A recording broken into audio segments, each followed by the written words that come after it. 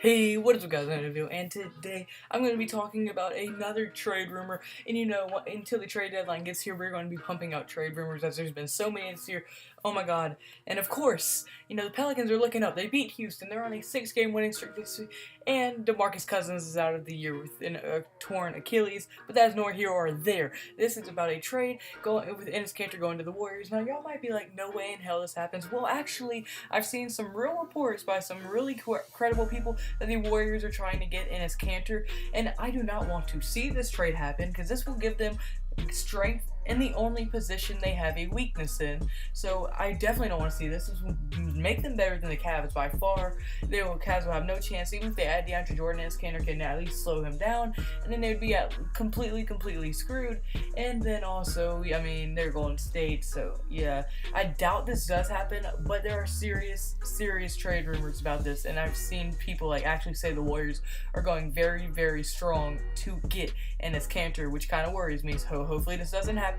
But yeah, so without further ado, without rambling on too much, let's get right into this video. So the first thing I'm going to get into is the trade package itself, and what I think the trade package would look like would be the Knicks got Sean Livingston, Omari Casper, and the Warriors' second-round pick, and then while the Warriors got Enes Kanter and Ron Baker. And okay, now let's get into this, why this makes sense for the Warriors. Obviously, the Warriors are the best team in the league. There's almost no question about that, and very few people will actually try to argue that. And notice how the only position that they do struggle in is center, as they have Zaza Pachulia starting right there, and he is a below average starter.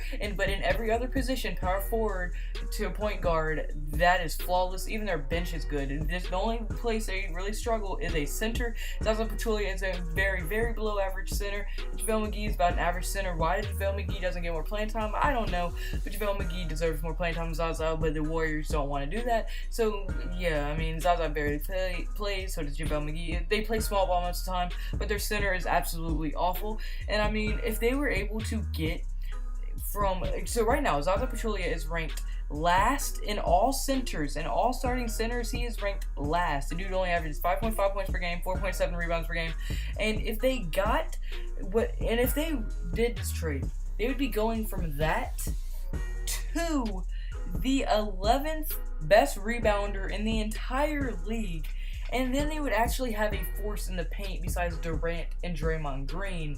Just think about that. You have to worry about a center as good as Enes Kanter, and then not just have to worry about Durant and Draymond Green trying to battle you in the paint. If you add Enes Kanter, they would be almost unstoppable. And the Enes Kanter is definitely probably a top 15, top 12 center in this league. He's not that bad, and when he was part of the Stash Bros, he was pretty good. Right now he's playing center, but I mean, he could also play power forward, but I doubt they would need him to play power forward. But he can play center. He's played center before Steven Adams got there, and he's playing centers with the Knicks a few games. I'm pretty sure he's actually starting center right now. I'm not sure. Don't quote me on that. And also, them losing Sean Livingston would not be hurting them that much, as they would be getting a young backup to replace him, Ron Baker. Ron Baker has had a very bad season so far, but with the Warriors behind Curry, maybe he'll develop much. People say Steve Kerr can develop point guards really well. Maybe Steve Kerr can develop him, and you never know with how young he is. He might develop, you never know. He might become the next Sean Livingston, and that would be very nice for them. And they wouldn't be really losing anything. And then also, I mean, obviously losing Omari Casper. The dude barely even plays. And I mean, his three-point shooting won't be missed with how many three-point shooters they have on this team. But now that I got into why it makes sense for the Warriors, and those are pretty much obvious reasons why it makes sense for the Warriors, let's get into why it makes sense for the Knicks. The Knicks have 4 centers right now. They have 4, and 3 of the 4, which, I mean, they could easily start on almost any other team, and they are also young. So, yes, Kanter is their best center, but Kyle O'Quinn and Hernandez, or what, I don't even know how to say, Willie, we're just going to be calling him Willie, they aren't far behind him, plus they both have a lot more potential. Yes, O'Quinn is kind of old, but I mean, Willie has tons and tons of potential, and he could develop to be better than Enes Kanter, and then in the long run, the Knicks will actually end up liking that. And I think with the Knicks, what they need to do is rebuild, and I think they need to go into a younger approach. And Enes Kanter has been having a pretty good year with them so far, but he has not been having one of the like dominant years he is used to having. And then also Ron Baker right now is like their third string point guard, which is pretty bad with how bad their point guard position is. But I mean, Ron Baker, they won't be missing Ron Baker, and like as of right now, they're in desperate need of a point guard. So Sean Livingston would be helping a ton because right now their starting point guard is Jarrett Jack. Their starting point guard is Jarrett Jack, who averages 7.8 points per game, 6.2 assists per game, and 3.4 rebounds per game.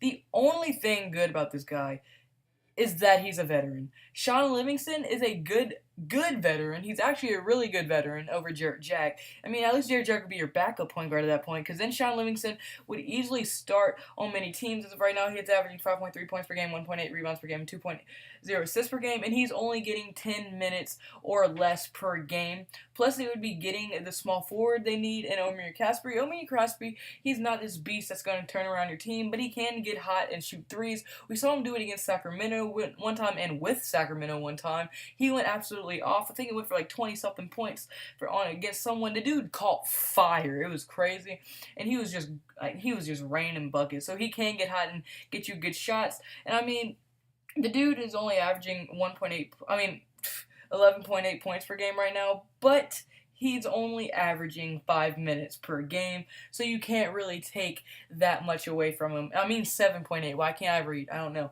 But yeah, he's only averaging 7.8 points per game, but in 5 minutes that is pretty good. And also, I mean, against the Golden State Warriors, where you pass so much and you don't get all those shots unless you're Curry, Durant, or one of the starters, well, it's going to be hard to get any time. So I think losing Sean Livingston won't hurt that much, as they would still be getting Ron Baker, who's not great. He's not as good as Sean Livingston, but they will survive.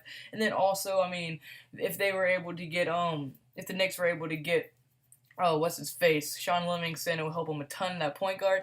Be a veteran. He won't be enough to make the playoffs, which is a good thing because they're trying to get a good pick to compare with Porzingis and Frank Ntilikina. Because Frank has been playing really well this year, and you never know. He could develop to be the next Porzingis. I doubt it, but he could be a very good player in this league. He might turn into an all-star, and he might turn into a very decent starter. You never know. And if they can get another pick, well, then they just need another veteran like Sean Livingston to be able to hold them to the playoffs, and they might make the playoffs next year, depending on what they get in the draft this year, and depending how good of a draft pick they get. So that is going to be it for this video, and that's why I think it makes sense. It's a trade package I think it would be. So if you do think this is a good trade package, hit the like button. Comment below what do you think the trade package should look like. Do you think the Warriors should do this trade? And I mean, I don't want to see this trade because I think this would just make the Warriors completely unstoppable, and I think tons of other people would do that. Like, I know I'm talking about Enes Kanter as being like Shaq level right now. No, the dude is nowhere near any of that. The dude's a top 12 center, but he is nowhere near the best center. But he's a good enough center to where he will be able to slow down, not hold to less than 20 points, but at least slow down to where they don't go for 40-20 games like Boogie Cousins did earlier. He'll at least be able to slow down Boogie Cousins, maybe let him score like 20. Then he'll be able to slow down like Steven Adams, like centers like that they would need to be able to stop. Well, now he doesn't need to stop Boogie because he's out for a year. I'm salty about that. But anyway, so comment all that below. Do you agree with this? Do you think this trade will happen? Do you think it should happen? Do you want it to happen? I think most people do not want this to happen. I don't want it to happen. And if you really like the video and want to help me out, hit subscribe button. I mean the world to me. We're at 137 subscribers. Thank you so much. It means the world to me. And also, kids, I'll think about you either. Never do vegetables. Always eat drugs. Stay safe. Bye.